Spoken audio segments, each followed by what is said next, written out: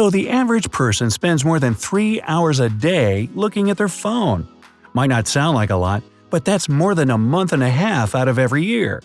With all that time spent staring at it, you might have noticed that your new phone is missing a button or two. It's not your imagination. The home button is disappearing, and it might not be the only one. Smartphones have been shedding buttons for years, so it's no big surprise that companies like HTC and Samsung are trying to do without. Don't believe me? Take a look at the BlackBerry Electron, the first smartphone to take off in a big way. Tremble before its full keyboard and dedicated call and hang-up buttons. Since the screen was so small, it couldn't show every function at once. Using the BlackBerry meant sorting through menus to find what you need. Instead of a touchscreen, many of the models used arrow keys or a tiny trackball. While it hasn't aged well, the BlackBerry was cutting edge for its time. Early Android phones were similar looking. The specifics varied, but most featured dedicated home, back, menu, call, and hang-up buttons, just like the BlackBerry. All that changed in 2007 when Apple released the iPhone. As hard as it is to believe now, not many people took the iPhone seriously at first. Even Apple's founder, Steve Jobs, wasn't 100% on board with their new product. Still, it was only a matter of time before people realized the iPhone's strengths. Getting rid of the keyboard allowed the screen to more than double in size. This was handy because it meant that your favorite apps were never more than a click away. The main buttons stuck around for a few years, but their days were numbered. It didn't take long for the call and end call buttons to disappear. Still, the most useless direction buttons managed to survive for several more years. Since menus weren't as important as they used to be, there wasn't as much of a need for a dedicated back or menu button either. They still served a purpose, but it wasn't anything that couldn't be done using the touchscreen. Sure, getting rid of 2 or 3 buttons isn't going to free up that much space, but every little bit helps. This only leaves the home button, and its future isn't looking too bright either. A lot of people still like the home button. In fact, it used to be one of the reasons many customers preferred Apple to Android. Unfortunately for button fans, companies can't resist that extra half-inch of space.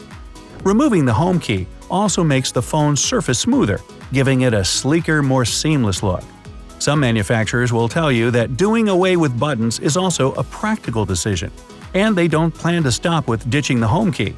If they get their way, the power and volume buttons might be next.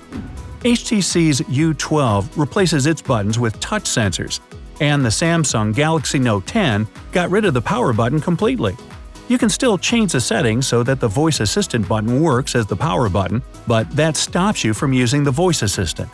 The argument goes that since fewer buttons mean fewer moving parts, there aren't as many pieces that can randomly break from wear and tear. Unfortunately for HTC, there's no real evidence to back this up. There's also the fact that some customers found their buttonless buttons difficult to use. And we still haven't talked about the biggest problem with button-free phones. Most people simply don't like them. Without physical feedback, it can be hard to tell if you pushed a button right. Not to mention that there's just something satisfying about the click of a real-life button. This is what people are talking about when they use the phrase haptic feedback. Many devices vibrate to simulate the effect of pressing a real button, but it's just not the same thing. That's why more than a few people think buttonless phones are just a fad. But I want to hear your opinion. Are flat surfaces the way of the future, or is the home button what makes it feel like home? Sound off down in the comments. If it is just a passing trend, it wouldn't be the first one that didn't quite work as intended. For example, look at the Sony Experia, which comes with a slide-out game controller. The Experia isn't necessarily a bad phone, but how many people were asking for one that was also a PSP? Customers were promised a phone that could double as a portable gaming console. That might have been a good idea in theory, but very few game developers believed in Sony's new product. It's a pretty big problem if you're trying to sell a phone for gaming, but no one is interested in making games for it. Sony isn't the only company to struggle with a new idea. Take a look at Samsung's Smart Scroll, AirView, and Galaxy Beam. They all look great in the ads and would have been fantastic had they worked as intended. But that just wasn't the case. Smart Scroll was a feature included in the Samsung Galaxy X4 that allowed your phone to scroll up and down automatically. It worked by using the phone's face camera to track the movement of your head.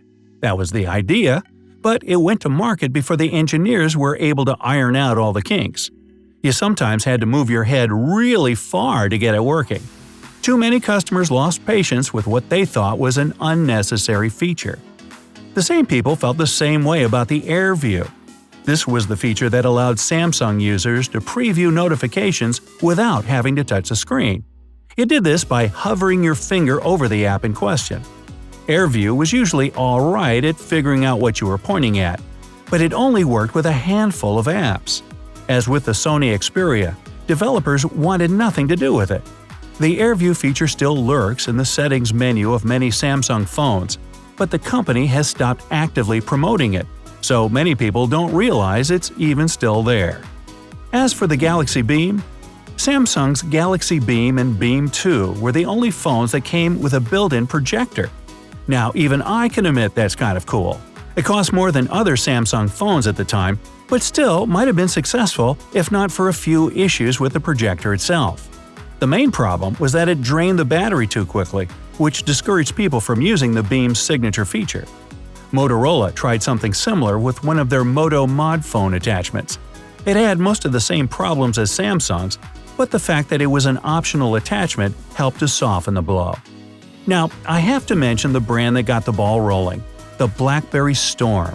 It was BlackBerry's first touchscreen phone, and the company knew they needed something big to stand out from the crowd. How were they going to make it click with consumers? By making it click. The screen featured a system called SurePress that was designed to mimic the sound and feel of a physical keyboard. BlackBerry was on the right track with this idea. Remember that term I used earlier, haptic feedback? People really like it when devices give them a physical response. Part of what made the original PlayStation popular was that it was the first console to include a vibrating controller as part of the standard package. In theory, the same idea should apply to typing on a phone. Unfortunately, BlackBerry might have flown a little too close to the sun when they tried to simulate the exact feeling of a keyboard. Their SurePress mostly accomplished what it set out to do, but it came with the side effect of slowing down people's typing. On its own, this might not have been too big a deal. The real problem was that it used time and money that could have otherwise been spent fixing the issues with the Storm's performance. A realistic keyboard is nice to have, but not if it gets in the way of a phone being a phone. So there. Hey, if you learned something new today, then give the video a like and share it with a friend. And here are some other cool videos I think you'll enjoy. Just click to the left or right, and remember, stay on the bright side of life.